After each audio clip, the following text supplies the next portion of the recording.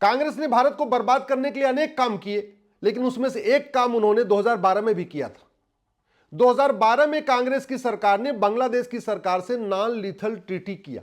Non lethal treaty का मतलब यह हुआ कि हमारे बीएसएफ के जवान बॉर्डर पे मशीन गन नहीं चलाएंगे, AK-47 नहीं चलाएंगे, चाहे उधर से गौ तस्कर आए, चाहे उधर से कोई घुसपैठिया आए, बस उसको धमकाएंगे या हवाई फायरिंग करेंगे या पैलेट गन चलाएंगे, लेकिन AK-56 AK-47 नहीं चलाएंगे। आप खुद सोचिए, जहां हम घुसपैठ जहाज से परेशान हैं, जहां हम ड्रग्स जहाज से परेशान हैं, घुसपैठिए भरते चले आते चले जा रहे हैं, ड्रग स्मगलर चलते आप भारत में घुसते चले जा रहे हैं, इसके बावजूद कांग्रेस ने ये नॉन लीथल ट्रीटी किया। इसका मतलब कहीं ना कहीं कांग्रेस को घुसपैठ को बढ़ाना था और ड्रग स्मगलिंग को आगे बढ़ाना था। मैं माननीय प्रधानमंत्री से निवेदन कर रहा हूं, जो स्थिति है इस समय बॉर्डर पे, आप इस नॉन लीथल ट्रीटी को खत्म करिए।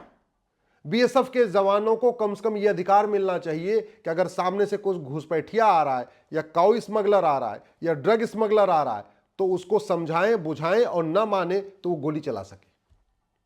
दूसरा, 4000 किलोमीटर की बाउंड्री पूरी खुली हुई है बांग्लादेश के साथ और आराम से घुसपैठिए घुस जाते हैं। कई बार तो ऐसा देखा गया कि यूट्यूबर भी आते हैं और बाकायदा वहां बॉर्डर पे खड़े होकर वीडियो बनाते हैं और चले जाते हैं। ये 4000 किलोमीटर कोई बहुत ज्यादा नहीं है।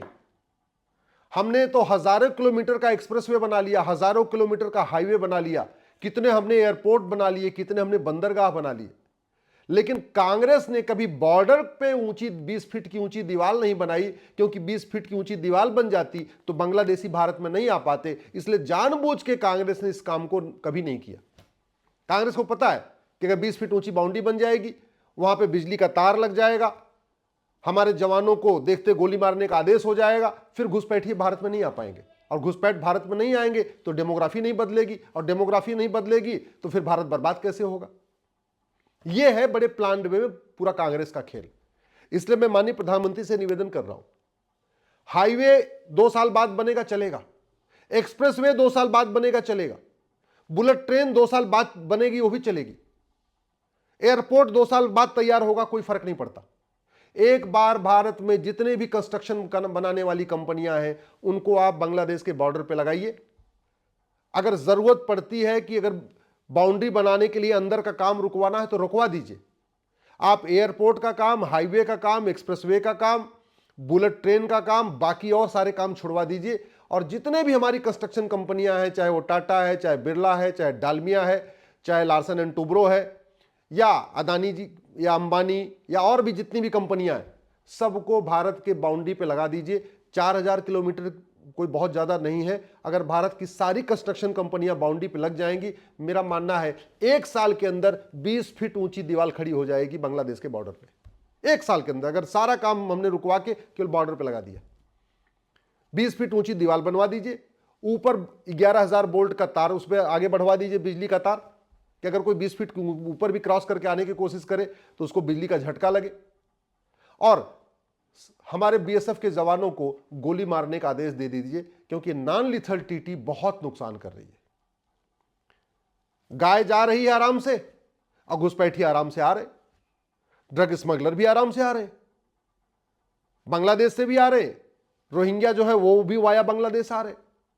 इसको अगर हमने नहीं रोका तो भारत की डेमोग्राफी बहुत बुरी तरीके से खराब हो जाएगी। मोरक्को के घुसपैठिए जो फ्रांस में गए, जिनको फ्रांस ने शरण दिया था, फ्रांस में जब वर्ल्ड कप का फुटबॉल चल रहा था और फ्रांस ने जब मोरक्को को हराया तो मोरक्को के घुसपैठियों ने पूरे फ्रांस को जला दिया था। किसी दिन भारत किसी मैच में बांग्लादेश को हराएगा, ये सारे बांग्लादेशी भारत को जलाना शुरू कर देंगे। जिस दिन भारत 10-20 साल के बाद यही होगा, किसी मैच में, क्रिकेट के मैच में या और किसी मैच में जब भारत बांग्लादेश को हराएगा, ये बांग्लादेशी भारत में आगजनी शुरू करेंगे। और जब भारत हारेगा बांग्लादेश से तो ये पटाखे भी चलाएंगे। ये पहले कई बार हो चुका है कि भारत पाकिस्तान से हारता है तो जहां समुदाय विशेष है वहां पटाखे चलाए जाते हैं, वहां जश्न मनाया जाता है। अभी तो पाकिस्तान से हारने पे जश्न मनाया जाता है, 10 साल के बाद बांग्लादेश से हारने पे भी जश्न मनाया जाएगा यहां पे। इसलिए मैं हाथ जोड़ के निवेदन कर रहा हूं और सारे पॉलिटिकल पार्टियों से आग्रह कर रहा हूं, सभी मैं मुख्यमंत्रियों से आग्रह कर रहा हूं, इस पे गंभीरता के साथ सोचे। पहले देश को सुरक्षित करें। जब जहां मकान बनाते हैं अगर वहां पे डिस्प्यूट होता है, प्लॉट डिस्प्यूट होता है या अवैध कब्जे का डर होता है, तो हम मकान बाद में बनाते हैं, पहले हम बाउंड्री बना लेते हैं फिर मकान बनाते हैं।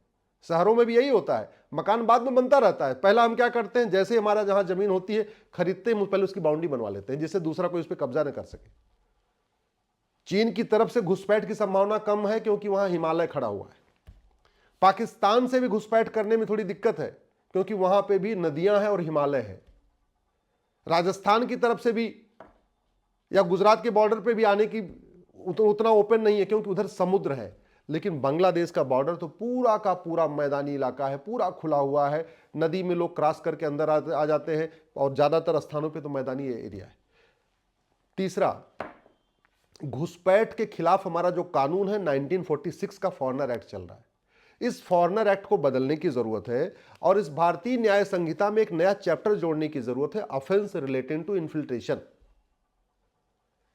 वैसे इसमें और भी कई सारे सुधार करने की जरूरत है। ऑफेंस रिलेटिंग टू कन्वर्जन जोड़ने की जरूरत है, ऑफेंस रिलेटिंग टू लव जिहाद इसमें जोड़ने की जरूरत है, ऑफेंस रिलेटिंग टू ड्रग्स जिहाद इसमें जोड़ने की जरूरत है। लेकिन ऑफेंस रिलेटिंग टू इन्फिल्ट्रेशन यानी घुसपैठ से संबंधित एक चैप्टर इसमें डालना चाहिए।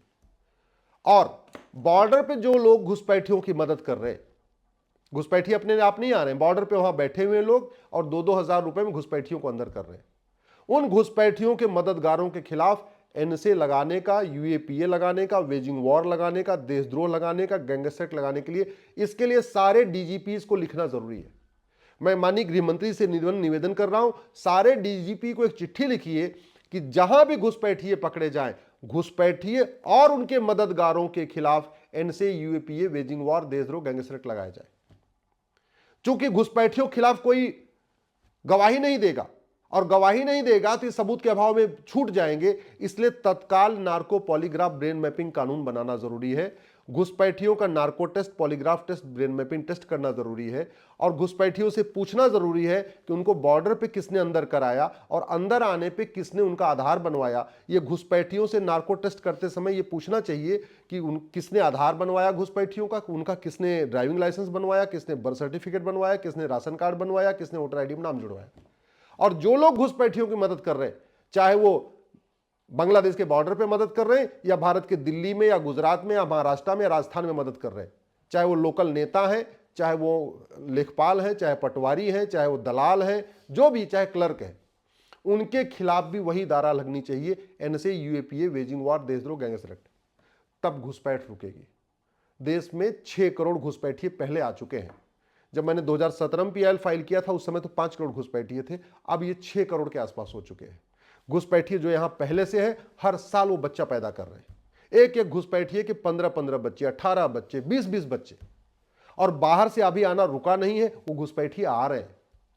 भारत के 9 राज्यों की डेमोग्राफी बदल चुकी है, 800 जिलों में से 200 जिलों की डेमोग्राफी बदल गई है, 6000 तहसीलों में से 1500 तहसीलों की डेमोग्राफी बदल चुकी है, बॉर्डर पे जो 300 तहसीलें हैं उनकी 100% डेमोग्राफी बदल चुकी है, आपके बंगाल की डेमोग्राफी बदल गई है, आपके झारखंड की डेमोग्राफी बदल गई है, आपके बिहार के कई जिलों की डेमोग्राफी बदल चुकी है, आसाम के कई 1/3 आसाम की डेमोग्राफी बदल चुकी है। अगर अभी भी हमने वहाँ बॉर्डर पे 20 फीट ऊंची दीवार नहीं बनाई, अपने सैनिकों को हमने गोली मारने का आदेश नहीं दिया, जो घुसपैठियों की मदद करते हैं उनके खिलाफ हमने एनएसए, यूएपीए, वेजिंग वॉर नहीं लगाया, हमने जुडिशरी में एक रिक्वेस्ट नहीं किया कि भैया जितना घुसपैठियों का मामला इनको साल भर के अंदर डिसाइड करो, उसके लिए अगर हमने हर जिले में स्पेशल कोर्ट नहीं बनाया तो भारत बर्बाद हो जाएगा। जैसे आज भारत से हिंदू छोड़ बांग्लादेश के हिंदू तो छोड़ के भारत आ रहे, भारत के हिंदू कहां जाएंगे? पाकिस्तान के हिंदू पलायन किए तो भारत आ गए, अफगानिस्तान से हिंदू भागे तो भारत आ गए, मालदीव से हिंदू भागे तो भारत आ गए, बांग्लादेश के हिंदू भाग के भारत आ रहे, कश्मीर से भागे तो दिल्ली आ गए, बाकी दिल्ली वाले कहां जाएंगे? ये सोचने की जरूरत है और इसलिए बाउंड्री बनाने के साथ साथ कठोर नियम कानून बनाना भी जरूरी है।